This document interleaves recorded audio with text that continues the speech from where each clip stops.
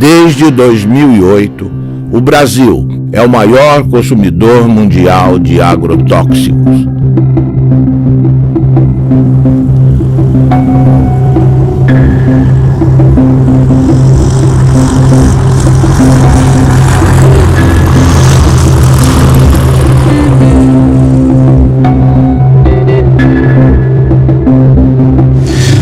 A história da América Latina é uma longa história da perda, da usurpação, do roubo dos recursos naturais. E a consciência da necessidade de preservar esses recursos, de defender esses recursos, não é tão acelerada como o processo do roubo que continua. Os ladrões são mais rápidos do que a gente, né? São mais velozes que nós. Um exemplo, o mais revelador de todos, eu acho o mais indiscutível de todos, a propósito desse divórcio entre os direitos da natureza e os direitos humanos, é o que acontece com os agrotóxicos, que estão sendo permitidos, esses venenos contra a natureza estão sendo permitidos em países que têm governos progressistas, em nome da produtividade, ou seja, em nome de um critério economicista de o que é o progresso humano. Mas o que acontece com a terra? O que acontece com a gente? A terra e a gente são muito mais importantes que os numerinhos da produtividade. Então, se dá essa contradição, que governos que têm uma política progressista aceitam os agrotóxicos como se fossem uma necessidade inevitável, sem perceber que tem aí uma certa traição aos princípios que estão esses mesmos governos predicando, que são princípios muito ligados à saúde humana e à saúde da natureza. São vários princípios ativos banidos na maior parte do mundo, que circulam impunemente no Brasil, porque o lobby dos agrotóxicos, que é poderoso, que movimenta recursos vultosos, o Brasil é o campeão mundial de agrotóxicos, nenhum outro país pulveriza na lavoura tanto agrotóxico quanto o nosso. Esse setor movimentou no ano passado mais de 7 bilhões de dólares em venda de produtos. Questiona na justiça com sucessivas petições, com embargos, protelando processos. Então, a reavaliação toxicológica da Anvisa fica amarrada às injunções do judiciário. O que está em jogo agora?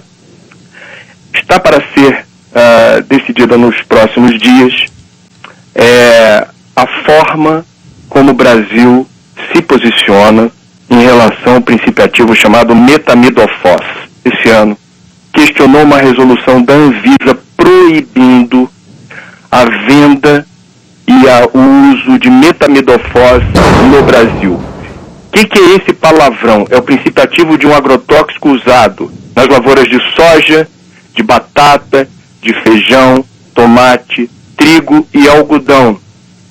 Quais são os problemas causados pelo metamidofos? Entre outros, atinge sistema nervoso central, dano de memória, lapsos de memória em crianças, perda de movimentos, prejuízo ao movimento das crianças principalmente, reduz imunidade no organismo, causa desregulação hormonal, sistema reprodutor pode ser comprometido, pode haver complicações no embrião das gestantes, ou seja, é um veneno que foi proibido em países como Estados Unidos e China, que, veja, são bem diferentes na forma como vetam circulação de produtos. Países da Europa, a comunidade europeia toda, e países da África, mais uma vez, são países bem distintos, ou blocos de países bem distintos, na forma como vetam circulação de produtos. O Brasil tolera. A chamada Revolução Verde, pós-Segunda Guerra Mundial, prometia comida farta e sadia na mesa dos habitantes de todo o planeta. A pretexto de modernização nos campos, A Revolução Verde impôs o monocultivo em áreas extensas, expulsando o camponês e sua família da terra que cultivava, trocando homens por máquinas. O uso de sementes geneticamente modificadas, os conhecidos transgênicos, generalizou-se a pretexto de multiplicar a produção. O uso dos agroquímicos ou agrotóxicos foi intensificado a partir da década de 60, com o uso de adubos químicos e venenos. A química promete saúde, mas oferece riscos aos que consomem alimentos geneticamente transformados e aos trabalhadores que manipulam os agrotóxicos. Hoje o Brasil possui e opera mais de 400 tipos de agrotóxicos registrados, inseticidas, fungicidas e herbicidas.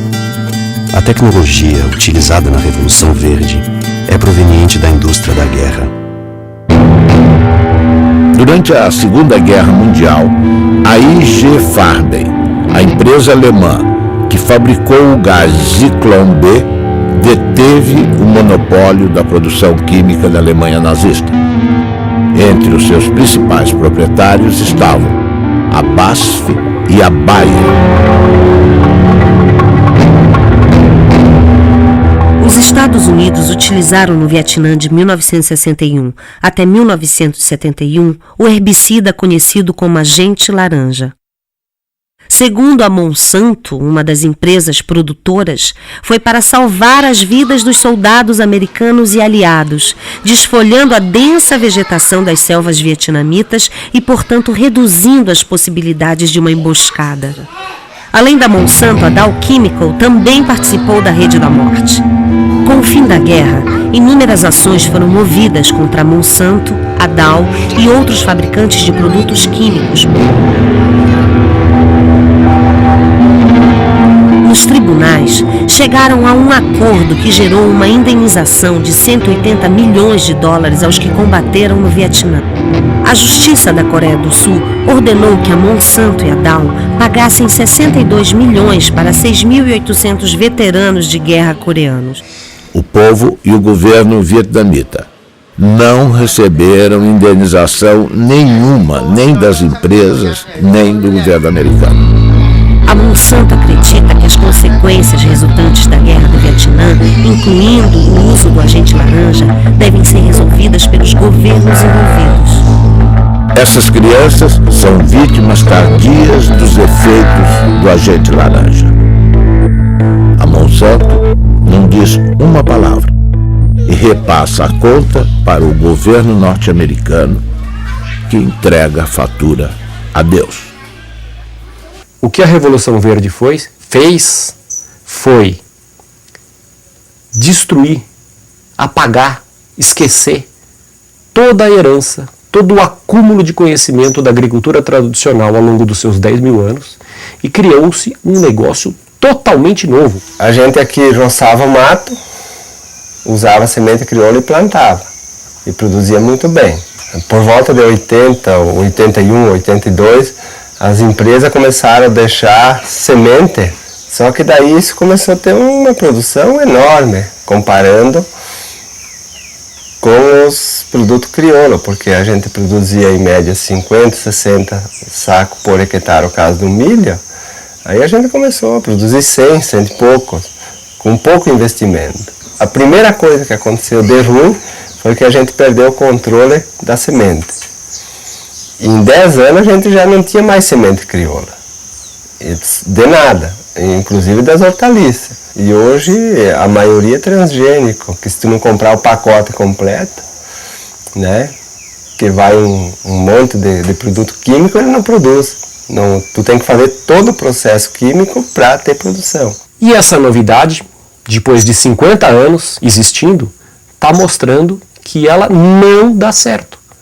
O que ela está produzindo? Ela está produzindo perda da fertilidade do solo, perda dos mananciais, perda da biodiversidade, contaminação do solo, das águas e das pessoas, contaminação do ar, mudanças climáticas. O que mais nós vamos esperar acontecer para a gente perceber que esse modelo novo não é um modelo bom? último ano, os alimentos que foram os mais contaminados foram pimentão, pepino, tomate, morango, abacaxi, uva. São esses alimentos que são os que causam a maior preocupação, porque eles são consumidos in natura. A forma de produção deles, muitas vezes eles são colhidos com um pequeno intervalo de segurança ou sem nenhum intervalo entre a aplicação do agrotóxico e a colheita. Então isso acaba gerando uma alta quantidade de produtos em desconformidade, ou com agrotóxicos acima dos limites permitidos pela regulamentação, ou até mesmo com o uso de agrotóxicos proibidos, que acabam sendo produtos que muitas vezes estavam destinados a uma produção de soja, ou uma produção de milho, ou ao algodão, e que acabam sendo desviados e utilizados nas culturas menores ou nas culturas de consumo alimentar mais intenso. Segundo a Anvisa, no ano de 2009, das 3.130 amostras de alimentos coletados em 26 estados, 29% apresentaram resultados insatisfatórios. Estavam acima do limite de agrotóxico tolerado nas seguintes proporções: beterraba, 32%, tomate, 33%, alface, 38%, mamão, 39%, abacaxi, 44%, couve, 44%, morango, 51%, pepino, 55%, uva, 56% e pimentão, 80%. Eu fiz um plantio de milho e daí tinha que imunizar a semente porque era uma plantia tardia, e se a gente não colocar um pouco de defensivo, o milho não vem porque a lagarta do cartucho ataca. E aí, plantando esse milho, no final da planta eu levantei a tampa da plantadeira e inalei aquele cheiro, aquele bafo que veio lá de dentro. E me deu uma ânsia que eu achei que ia morrer.